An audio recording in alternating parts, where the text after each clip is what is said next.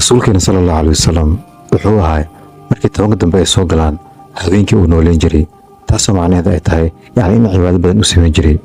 sidoo kalentana reerkiisa waa u toosin jiray dhexdana waa u xiran jiray taasoo macnaheedu ay tahay in dadaal badan uu sameynayay sidoo kale Allah subhanahu wa ta'ala wuxuu leeyahay laylatul qadr khayrun min alf shahr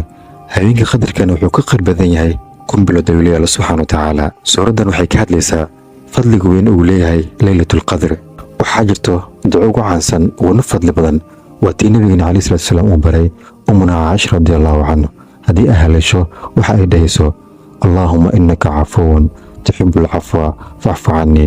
allah waxaa tahay cafiye jecelna cafiska ilaahay cafiyo leeyahay nabiga calayhi salaatu wasalaam intaas ay baray marka saa kula calino assalaamu calaykum